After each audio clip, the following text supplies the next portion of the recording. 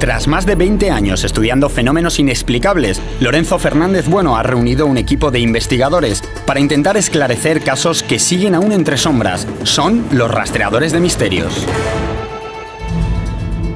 Nuestro rastreo comienza en el pueblo madrileño de Somosierra. Hace 25 años, el niño Juan Pedro Martínez desapareció tras un terrible accidente. Fue secuestrado, se disolvió en el ácido que transportaba el camión en el que viajaba. ¿Fueron unos extraños personajes vestidos de blanco quienes finalmente se lo llevaron? Un caos, pero un caos terrible. Aquí nadie sabía lo que pasaba. Y nos dice que venía un niño también. ¿Cómo? Sí, que venía un niño y que el niño no aparece por ninguna parte. Para miles de personas en todo el mundo, esta es la voz de la Virgen manifestándose a través de 4 niñas en un profundo estado de trance. Ocurría en el año 1961. Hace 50 años. Y me dicen que habían visto un ángel, que habían sentido como un gran trueno. En una fracción de segundo, aquellas 4 niñas quedaban como petrificadas. Junto a la ermita de Ochate se siguen produciendo sucesos inexplicables que han atraído la atención de los seguidores de estos temas. ¿Qué secreto guarda esta vieja torre? ¿Es, como cuentan las tradiciones, la que ha de sellar la puerta del infierno? Miré hacia arriba y vi aquello tan enorme encima mío. Vimos que eran un poquito muy altos y al encender las luces del coche no había nada.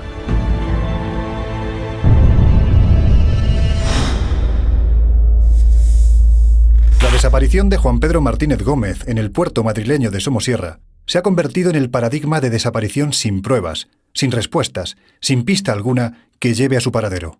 Han pasado 25 años desde que se produjo este caso de desaparición, un suceso al que la propia Interpol ha calificado como el más extraño de los acaecidos en suelo europeo.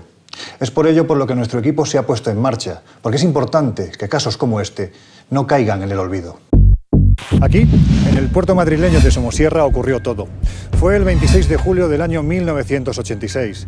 Juan Pedro Martínez Gómez, un niño de 10 años de edad, viajaba con sus padres en un camión cisterna que transportaba 20.000 litros de ácido sulfúrico óleum. Al llegar justo aquí, se produjo el accidente. Desde ese instante no se ha vuelto a saber nada de él. Juan, como primera autoridad jurídica que se personó en este lugar, ¿qué fue lo que te encontraste? Un caos, pero un caos terrible. Aquí nadie sabía lo que pasaba. Los bomberos dudaban, la Guardia Civil dudaba y todos dudábamos. Entonces los bomberos empezaron a repartir mascarillas porque decían que los gases que se estaban produciendo eran nocivos. La primera impresión que nos encontramos aquí es el camión desarmado, 2 camiones o 3 afectados por el propio accidente, la cisterna tumbada fuera del camión, el matrimonio que venía dentro del camión ya fallecidos, la cisterna les estaba echando ácido encima. Nada se pudo hacer por el matrimonio. La cisterna aplastó la cabina del vehículo y el ácido fluía sin control sobre los cuerpos sin vida de Andrés Martínez y de su esposa Carmen Gómez. La cisterna que estaba todavía vertiendo agua sobre una pequeña cuneta, y entonces le di la orden de que avisaran a los pueblos limítrofes que con respecto a ese vertido podía ser que el arroyo aquel estuviera contaminado para que tuvieran precauciones. Y de repente, Juan, ¿cómo os enteráis que en el camión viajaba un niño? Porque ese dato se desconocía hasta ese momento. Totalmente. Empezaron los familiares ya a preguntar y a partir de entonces fue cuando empezamos a indagar a ver dónde estaba el niño, porque me decían que venía un niño y el niño no aparecía por ningún sitio. Me volvió a llamar el teniente y me dijo, mi capitán, que ahora ha resultado que ha venido la familia a la que se le había llamado, la familia, los hermanos de él, del que conducía, y nos dice que venía un niño también. ¿Cómo? Sí, que venía un niño y que el niño no aparece por ninguna parte. Por lo visto había estado una grúa, había levantado la cabina, había levantado parte del camión. Allí no aparecía el niño por ninguna parte. La búsqueda se desarrolla por parte de la Guardia Civil, por parte de los vecinos, por parte de todo el mundo a buscar al niño, tanto por una ladera como por las cunetas, por todos los sitios donde más o menos el niño podía haber ido, ¿no? Como no se sabía nada de él, que a lo mejor, yo qué sé, que había sido trastocado y había emprendido la marcha por aquellos montes, o, en fin, porque la gente pensaba eso. Y ya organizamos una batida por aquellos entornos, a los guardias para arriba y para abajo, concurrieron motos todoterreno, concurrieron caballos, concurrieron ya mucho personal, estuvo constantemente buscándose. A partir de qué momento se peinó toda la zona aquella de la sierra y no se encontró nada, la verdad. Aquello no tenía sentido. El muchacho no aparecía por ningún lado.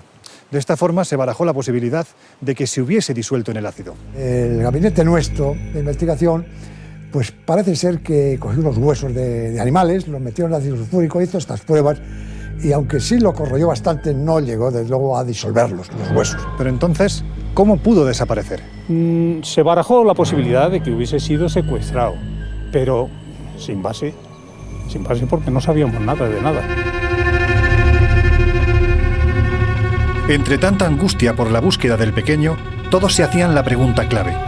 ¿Viajaba realmente el niño en el camión cuando se produjo el accidente? A mí lo primero que se me ocurrió fue movilizar a mi servicio de información que tenía en Colmenar.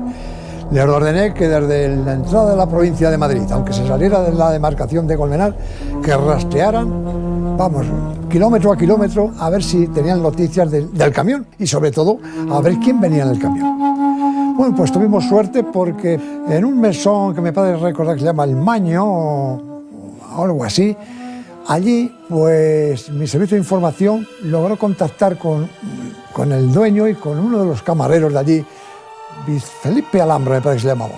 Hoy se encuentra en un estado de total abandono, pero en este lugar, el Mesón Aragón, dentro del término municipal de Cabanillas y en las faldas del puerto de Somosierra, fue visto por última vez Juan Pedro Martínez Gómez en compañía de sus padres. Y de esta forma lo recordaba el camarero Felipe Alhambra.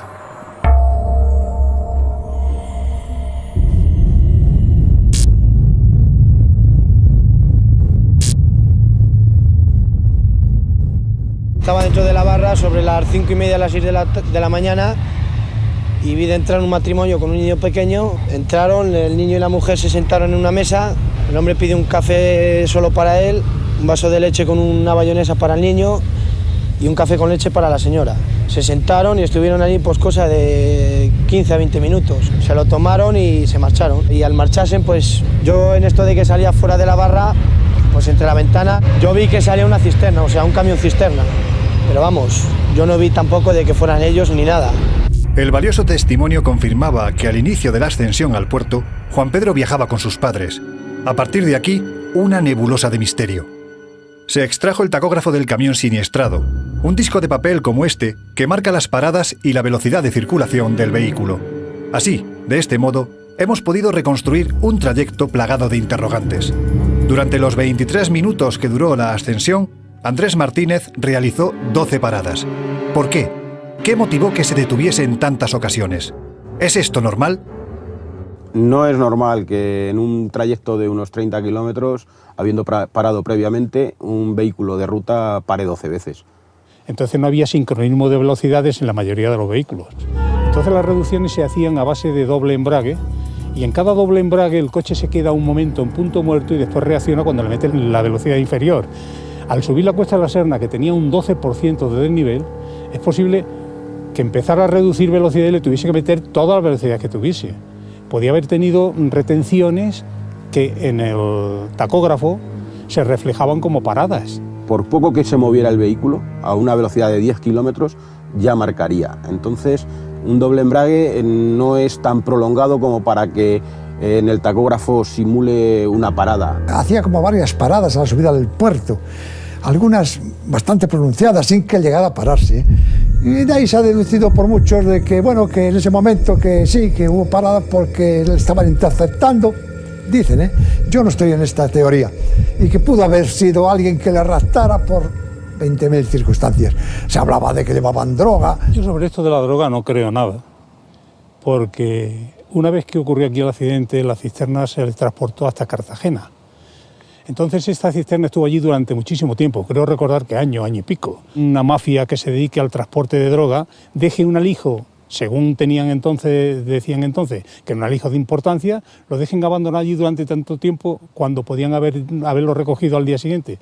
Parece ser que el líquido que llevaba el ácido sulfúrico, él lo entregaba a otra petroquímica que la que tenía señalizada, por las circunstancias que fuera. Y que entonces, por este motivo, pues los dueños del líquido, del gas, no estaban de acuerdo con él. Y por eso cuentan de que si les podían haber seguido y fueron los que realmente ocasionaron que tuviera el accidente. Ello explicaría la elevada velocidad a la que descendió la otra vertiente del puerto. Quién sabe si por un motivo más estremecedor: el intento desesperado por alcanzar a otro automóvil en el que unos desconocidos retenían a su hijo.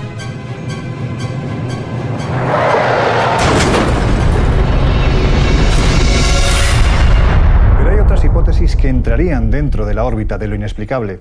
No obstante, ante la falta de pistas que nos conduzcan al niño de Somosierra, cualquier explicación se antoja perfectamente válida. Una de las hipótesis que circuló después del accidente del camión es que al lado de los restos varias personas tuvieron la oportunidad de observar a dos individuos de aspecto nórdico y vestidos con una especie de batas blancas que parecían buscar algo entre los restos del camión, ¿no? Se habló de que desde lejos un pastor, que luego ese pastor no lo localizamos nosotros, sí que había visto desde lejos unas personas que habían bajado de una furgoneta Manet, precisamente, y que habían visto cómo habían bajado y cómo cogían un fardo, una cosa en una manta, que podía ser el niño. Sí, esto se habló, pero nosotros no pudimos comprobarlo, ¿eh?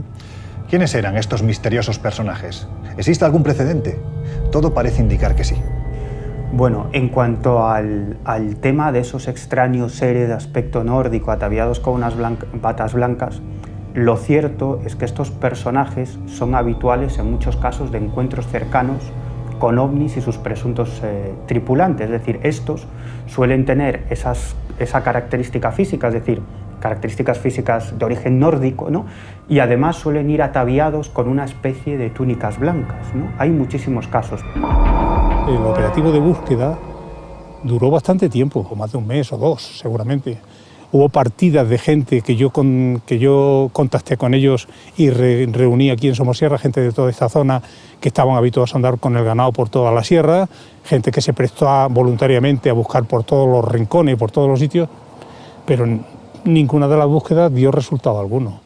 Pese a que la búsqueda concluyó, el caso sigue abierto, simplemente porque su principal protagonista no ha aparecido jamás. Y es que después de 25 años, la única certeza que nos queda es que Juan Pedro Martínez Gómez desapareció en el puerto de Somosierra y que cualquier intento por encontrarle ha sido inútil. Es extrañísimo este caso porque nada cuadra. O sea que todo lo que se comente aquí, que yo sepa, ojo, son hipótesis. Todo. Lo más lógico, se me ocurre pensar, es que alguien se lo llevó. Alguien que pasaba por allí o alguien que deliberadamente seguía el camión, vio el accidente o se encontró con él, se bajó, vio que estaba el niño todavía vivo, lo rescató y se lo llevó con idea, digo yo, de depositarlo en algún hospital. Pero sí, pasado ya, pues no sé cuántos años, bastantes, sí que me sorprendió en internet una persona que escribió: no hay ningún misterio con el niño de Somosierra. El niño de Somosierra fue recogido y tratado de llevarlo a un hospital con todo el cariño, pero se murió en el acto y no dice más. Para mí que era una de las personas que lo había recogido o una persona que sabía muy bien a qué se refería. Y quiero aprovechar entonces, en esta ocasión, quiero que me mire bien a la cámara y que me enfoquen bien y que le diga a estas personas que este delito, que sí, que efectivamente es un delito, puede ser que esté prescrito ya. Y entonces esta prescripción le anima a usted a que se lance, sea valiente y diga: pues mire usted, pasó esto, aunque sea de forma anónima. Por lo menos que la familia pueda recoger esos restos que todavía existirán. ¿Dónde estás, Juan Pedro? ¿Qué fue de ti? ¿Quién o qué estuvo detrás de tu desaparición? Es difícil abstraerse de la tragedia que aquí se vivió, porque todavía se palpa en el aire, porque aún son demasiadas las incógnitas sin respuesta, porque somos conscientes de que en el pequeño pueblo de Los Cánovas, hoy más que nunca, continúan llorando la ausencia de Juan Pedro, sin perder la esperanza, aguardando su regreso.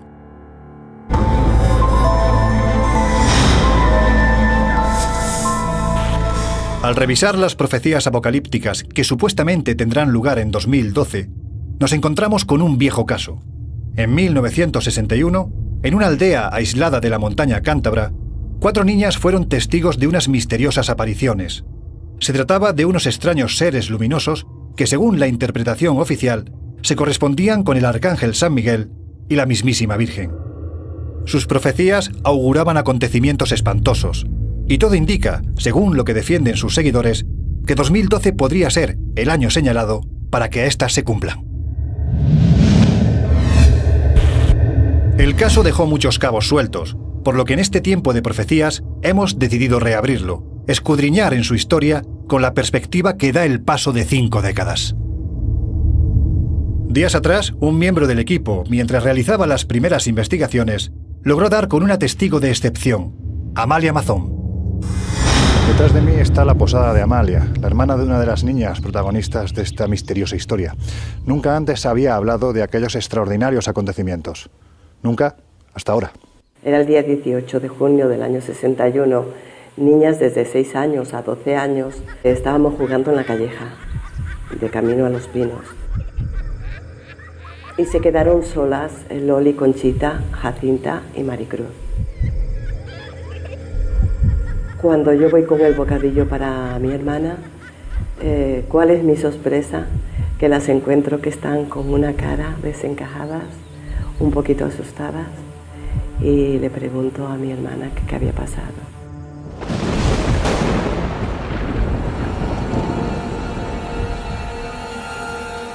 Y me dicen que habían sentido como un gran trueno y que miran y que vieron a un ángel. Y yo al ver la cara que tenían me asusté yo también.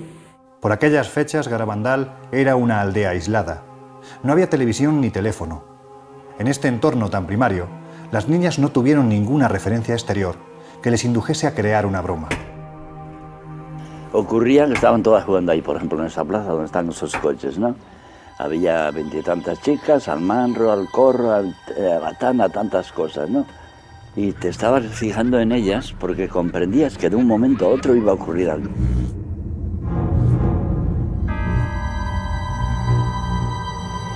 En una fracción de segundo, aquellas 4 niñas quedaban como petrificadas. Al mismo tiempo, en el mismo instante, es que era como si les cegaran por abajo. Era una rapidez impresionante. Y ya a partir de ahí ya veías que aquellas 4 niñas no eran de este mundo.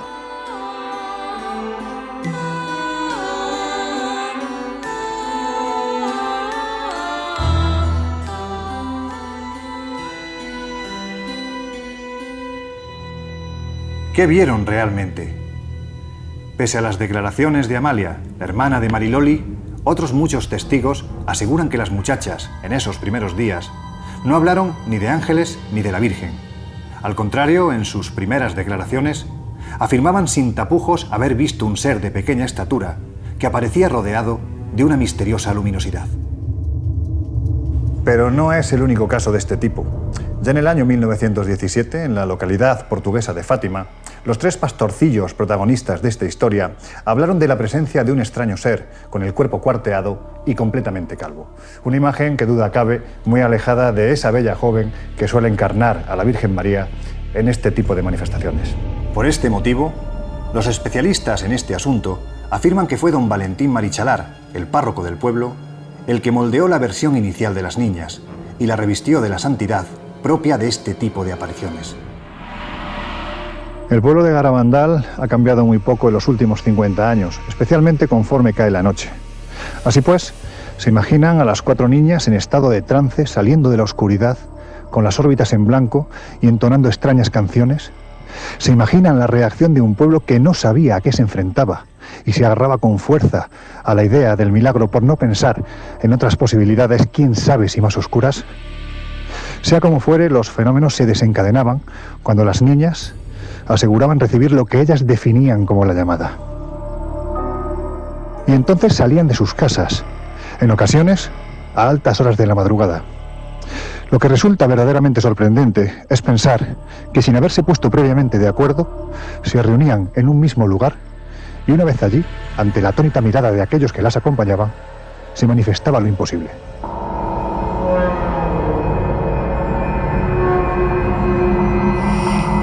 En unos valles tan aislados, cuando ocurría algo fuera de lo común, siempre se recurría al médico de la zona.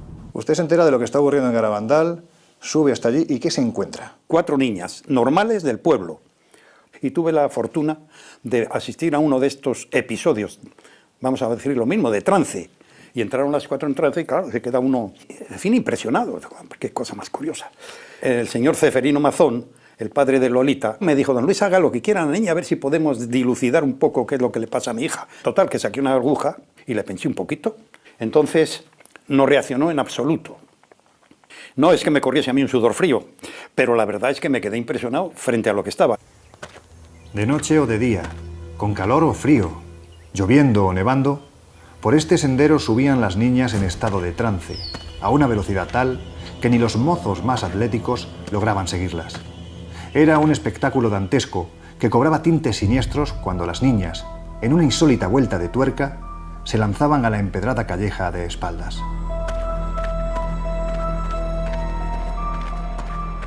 No se hacían daño, aunque caerían de rodillas en las piedras de punta. Cuando corrían, tomaban una velocidad. Yo soy o era más atlética que mi hermana, pero en aquel momento ella sí me ganaba cuando corría, cuando tenía la visión. Nosotros teníamos 20 y tantos años, corríamos como gamos por todas partes y no podíamos hacer lo que hacían ellas. Y nosotros que íbamos tras ellas, los mozos, hacíamos un ruido enorme con las piedras. Y un mozo dice: escuchad, escuchad, ellas no mueven las piedras, vamos a tirarnos al suelo a ver cómo hacen con sus piernas y tal. No tocaban el suelo. Sí, las veías hacer ahí un movimiento muy raro.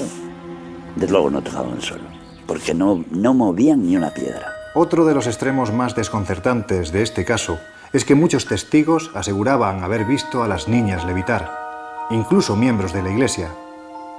A ojos del siglo XXI, resulta difícil creer en esta posibilidad, pero entonces, fuera Dios, el diablo o cualquier otra manifestación, lo cierto es que cientos de personas aseguraron que así era. Este asunto es un tanto controvertido, ¿no?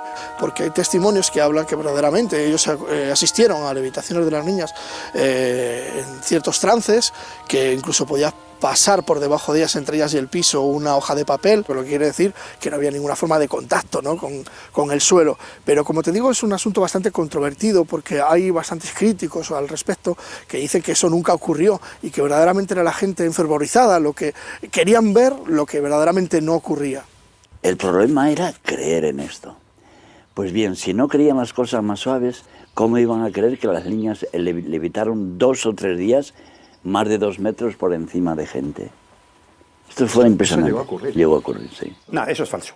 Esto está lleno de falsedades absolutas. Eso es absolutamente falso. La prueba es que la niña Lolita, cuando a mí se me resbaló, pegó un rodillazo en el suelo, pero a una distancia pequeña, hombre. Lo que nos ha traído hasta aquí son las supuestas profecías, porque en este año 2012, tan especialmente apocalíptico, hay que echar un vistazo atrás para darse cuenta de que la Virgen también transmitió su particular final de los tiempos a través de un mensaje que hizo llegar a las niñas. Las niñas videntes, sobre todo Conchita, habla de 3 mensajes proféticos, ¿no? El aviso, el milagro y el castigo. Eran 3 mensajes, bueno, que intentaban inculcar en los creyentes y en los no creyentes de que tenemos que tener fe en estas apariciones y si seguimos renegando, ¿no?, seguimos por el mal camino, pues llegará el castigo. Llamar a la puerta en lugares así incomoda, porque los habitantes de estos sitios están hartos de tanta crítica. Por eso nuestra sorpresa fue mayúscula al descubrir que alguien más fue testigo directo de esas visiones. La hermana de Mariloli nunca había hablado, no al menos hasta ahora. Loli, Jacinta y Maricruz, pues la Santísima Virgen les iba a hablar, lo cual no puedo decir de qué, porque no permitió que estaría nadie con ellas y me eligió como niña testigo. Las gentes tuvieron que quedarse abajo y las niñas subieron hasta aquí, uno de los lugares más emblemáticos de esta historia, conocido como El Cuadro. Pocos imaginaban que ese día se iba a producir una de las escenas más dantescas de cuantas ocurrieron en este lugar. Las niñas dijeron: la Virgen nos ha dicho que no suba la gente allá. Nos quedamos 100 o 200 metros más abajo. Entonces la Virgen al parecer les mostró el infierno. Ellas explicaban que la gente ardía. Y cuando mi padre me oía llorar y me decía: Maliuca, ¿por qué lloras? Y yo le decía: ¿por qué llora Loli? Tenía que ser horroroso porque aunque nosotros no estábamos allí, sus gritos, sus lloros y clamar: a los niños no, a los niños no, a los niños no, a los mayores que se confiesen, que se confiesen. Es que la gente le temblaban las piernas, la gente estaba deshecha completamente, con un temor enorme. Es la conocida como Noche de los Gritos y supuso un momento crucial en la historia de Garabandal. No en vano ese día se produjo la supuesta revelación del final de los tiempos. Conchita quiere manifestar que si esto llegara a ocurrir, que verdaderamente los niños tenían que morir primero para no aguantar ese horror que nos va a sobrevenir. Los seguidores de este tipo de apariciones, o verdaderamente los que tuvieran fe en Jesús, en la Virgen, que se salvaría, ¿no?, de este castigo tan tremendo que se nos va a venir encima. Un castigo del que además únicamente se salvarán aquellos que, llegado el momento, acudan a estos montes. Dicen los habitantes de Garabandal que donde está la Virgen también está el diablo. Por eso son muchos los que piensan que lo que aquí sucede se escapa de ese carácter beatífico, casi divino, que suele revestir a este tipo de manifestaciones.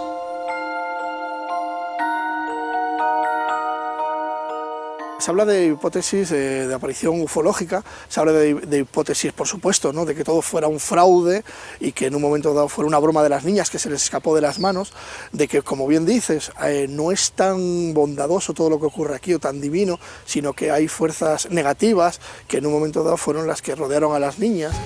Detrás de esas supuestas energías, sean negativas o no, muchos garabandalistas han creído ver la mano que acabó con la vida del padre Luis Andreu. El padre Andreu, que también las estaba imbuyendo ideas peligrosas, yo se lo dije. Me consta que las está hablando de Santa Teresa y de levitaciones. El sacerdote entró en un trance extraño después de gritar «milagro, milagro». A su regreso, ya en Reynosa, falleció de un infarto ante el horror y la sorpresa de quienes le acompañaban. Ella estaba en otro mundo. Y ese día vieron dentro de su dimensión al padre Luis María Andreu. ¡Ay, te está viendo! ¡Ay! Y hablaron más y todo dentro de esa cosa tan complicada que tiene que ser. O sea, la gente estaba segura, convencida que estaba en el cielo.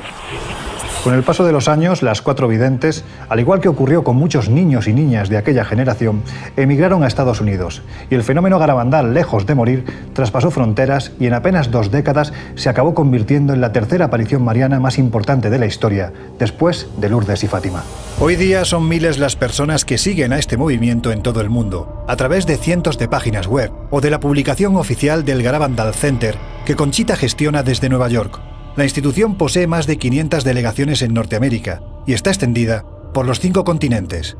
Hoy, los seguidores que las apariciones de Garabandal poseen en todo el mundo aguardan con avidez a que las 3 videntes que aún permanecen con vida anuncien la llegada del aviso, el preludio que precederá al final de los tiempos.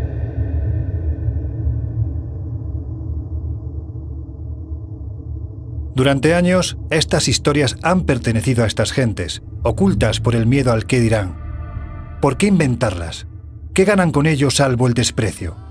Son relatos de madrugada que se narran al calor del fuego, porque este nos protege de las miradas del pasado, porque junto a él nos sentimos más seguros, porque cualquier madrugada, incluso esta, puede ser la siguiente.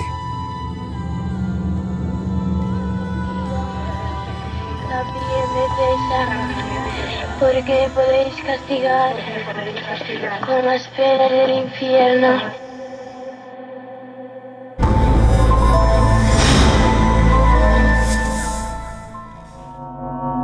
Buscando un artículo para documentar una de nuestras investigaciones, encontramos este antiguo número de la revista Mundo Desconocido. Fue publicada en el año 1982, hace ahora 30 años. En la portada vemos una curiosa fotografía. La realizó Prudencio Muguruza, un empleado de la Caja de Ahorros de Vitoria, con una rudimentaria cámara fotográfica. La noticia de lo que en esta aparecía dio la vuelta al mundo. Sucedió en Ochate, un pueblo abandonado en el burgalés condado de Treviño, a 14 kilómetros de Vitoria. Pero el avistamiento de aquel ovni no es el único hecho extraordinario que ha tenido lugar en este enigmático paraje. Una cantidad insólita de extraños fenómenos han hecho que a lo largo de este tiempo se haya visto envuelto en una aura muy oscura. Pruden, lo que a ti te ocurrió es justo al atardecer, tú vas con tu perra paseando y de repente tu perra se empieza a inquietar, ¿no? Sí, mira, fue justamente al salir de un bosque bastante cerrado, que ahí por supuesto estaba ya más oscuro, Y cuando comenzó, la perra comenzó a inquietarse, se me subían las piernas, me arañaba, gemía. Digo, seguro que ha olfateado algo y está asustada, ¿no? No le di mayor importancia. Entonces, justo al salir a un claro, que salía del bosque, fue cuando se iluminó todo. O sea, noté como una especie de fogonazo, se iluminó y fue cuando miré hacia arriba y vi aquello tan enorme encima mío. Era una esfera enorme y luminosa con una estela que subía como si fuera un cometa, pero que estaba estático totalmente, ¿no? Y fue en ese momento cuando comencé a sentir una especie de zumbido. Era un zumbido algo diferente, o sea, no es un zumbido como el que puedes estar o que te silba a los oídos, ¿no? Era algo muy diferente. Lo primero que hice automáticamente fue la fotografía, o sea, fue como un movimiento reflejo.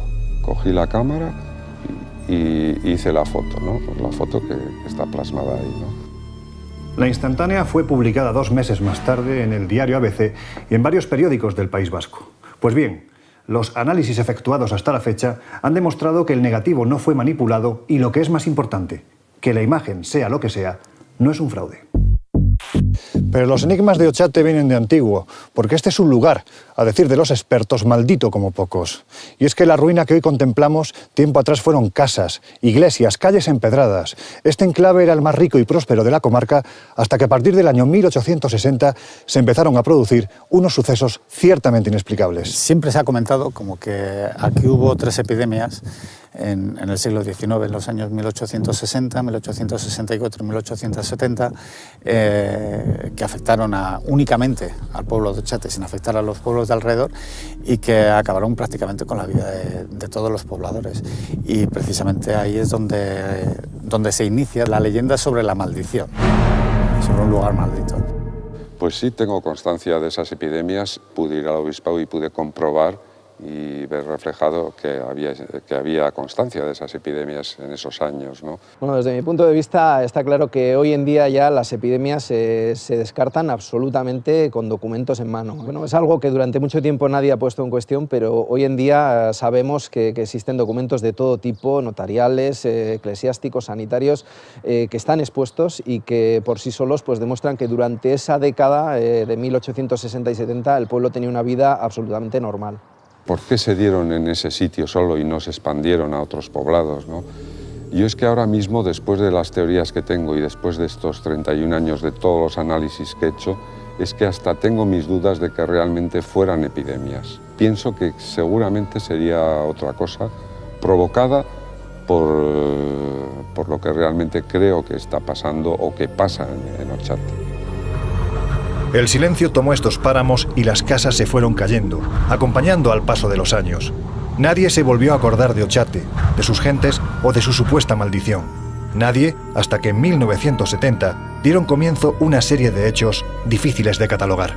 El día 20 de agosto de 1970 se produce, en mi opinión, un punto de inflexión en toda la historia de Ochate. Ese día supuestamente desaparece Fernando Mestoy y a pocos kilómetros de aquí también aparece el cadáver carbonizado de un agricultor llamado Juan Peché. En ese momento Ochate pasa de ser un lugar en el que ocurren cosas extrañas para ser ya un sitio peligroso en el que incluso la gente puede morir. La foto del supuesto ovni y la experiencia de Prudencio Muguruza fueron portada de diferentes medios de comunicación, y los hasta ese instante secretos inconfesables de Ochate salieron a la luz. El lugar se llenó de curiosos, de gentes ansiosas por fotografiar las extrañas luces nocturnas, de aquellos ávidos por grabar espeluznantes psicofonías. En el interior de la vieja Torre Blanca de la iglesia de San Miguel Arcángel, tiempo atrás se registraron unas misteriosas voces a las que todavía hoy no se ha logrado poner rostro. Miguel Galerón, que es el que hizo la primera psicofonía, llegó a la torre, puso el magnetofón a nivel del suelo, fue en el mes de enero de 1987, y ahí se recogió la famosa ya palabra, ¿no? La niña diciendo cándora, pándora o también cámpora, que puede ser en euskera, fuera de aquí, ¿no? Fuera.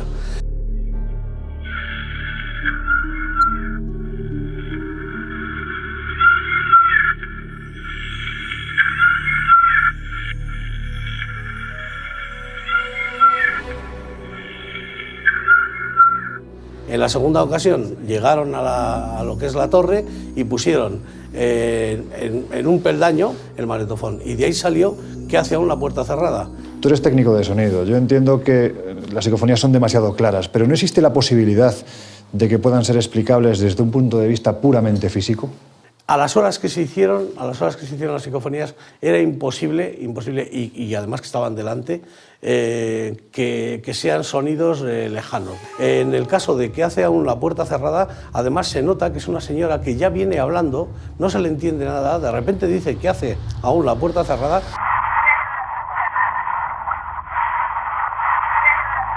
Y luego se aleja otra vez esa voz y no se le entiende lo que dice, pero sí que se ve que se va alejando, ¿no?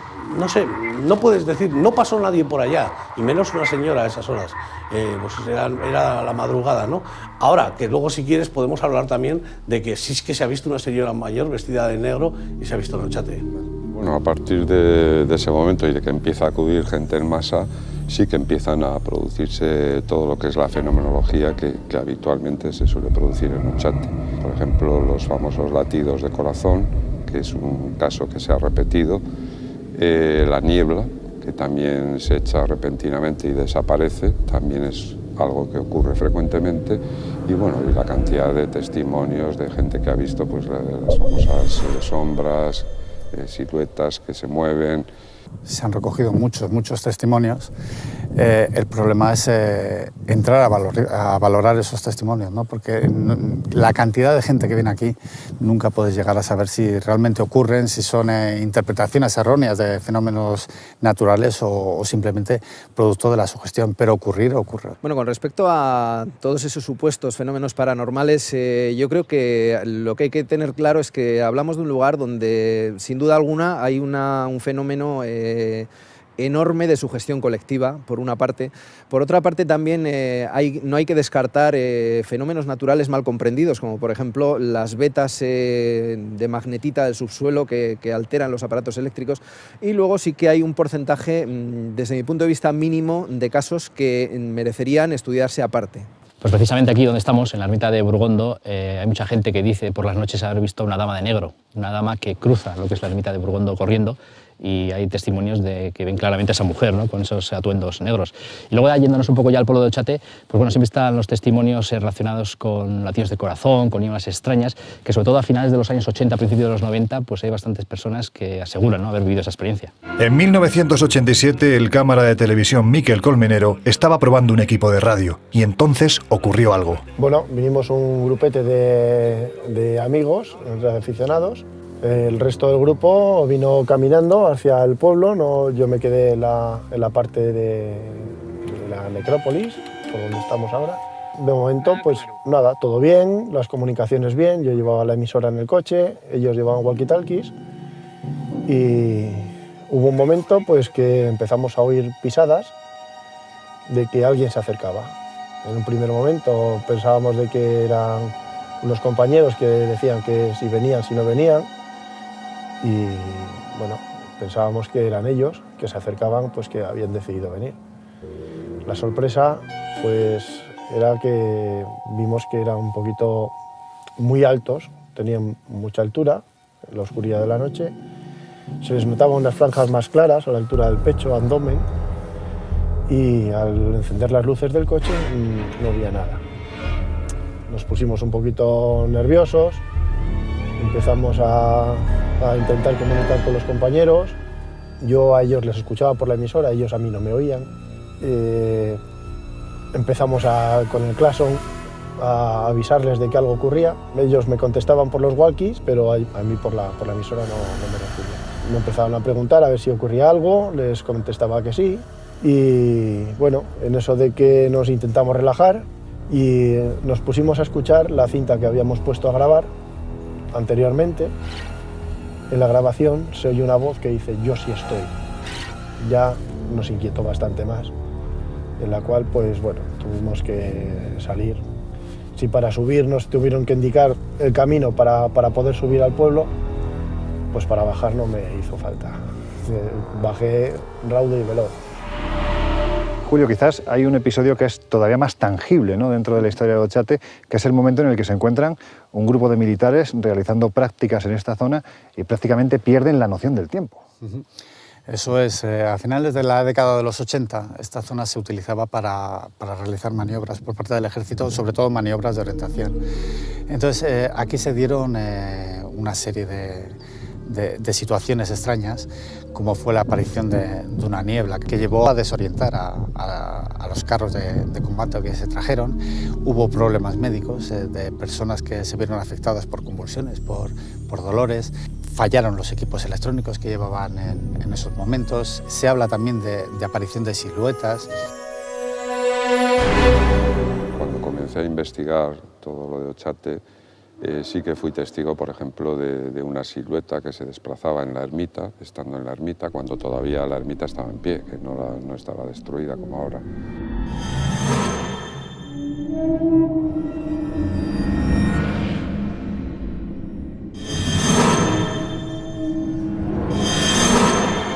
Cuando eres una persona muy receptiva y sensible, enseguida captas allá esa energía o lo que se mueve allá en Otxate. Podríamos aventurar en el año 1000, cuando este pueblo tenía el nombre de Gogate, que en euskera podría significar la puerta de Gog. Nos encontramos eso, ¿no?, un lugar que se atreve a afrontar el nuevo milenio bajo el nombre de eso, ¿no?, de la puerta del infierno prácticamente. Entonces, la única forma que habría de compensar eso sería construyendo precisamente la iglesia que ve aquí, la iglesia de San Miguel, que es el único que sería capaz de vencer a las hordas del diablo. Bueno, cuando hablamos de la leyenda negra de Otxate, tenemos que tener claro que hablamos de algo con copyright y fecha de inicio perfectamente definida, ¿no? Todo esto viene a consecuencia de un artículo en una revista esotérica que fue una semilla en un terreno muy bien abonado, ¿no? Y bueno, a raíz de ahí realmente pues estamos hablando de la inauguración de un santuario real de lo paranormal, ¿no? Un lugar donde la gente iba a que le ocurriesen cosas, ¿no? Y de todo aquello pues han quedado estos rescoldos actuales. Yo realmente lo que creo es que hay una energía que para nosotros es totalmente desconocida. Algo, sí, el ser humano conocemos determinadas energías, ¿no? Pero esto es algo que se nos escapa totalmente y creo que esta energía es la que realmente produce todo lo que estamos hablando y lo que pasa en Otxate. Actualmente yo detecto un interés por la verdadera historia del lugar y se está encontrando una serie de cosas que van a dar lugar a que sepamos muchísimo más de lo que ha sido esa historia real que siempre ha quedado oculta de alguna forma por el mito. La sensación de naturaleza muerta, de incómodo silencio que se respira en Otxate, no se percibe en ningún otro lugar. Porque al pasear por este campo de ruina es difícil abstraerse de los sucesos que aquí se han producido. Desapariciones extrañas, apariciones de misteriosos seres en plena madrugada, desconcertantes epidemias, incluso suicidios. Y es entonces cuando la voz de esa niña que parece llamar a una mujer desconocida, quién sabe si a su propia madre, se clava nuevamente en nuestra mente. Pero, ¿y si no fuera Pándora? ¿Y si realmente esa voz nos estuviese invitando a marchar desde otro lugar al que parece que solo unos pocos han tenido acceso? No lo sabemos, porque si esto es así, si hay quien ha traspasado la puerta secreta, aparentemente aún no ha regresado para contarlo.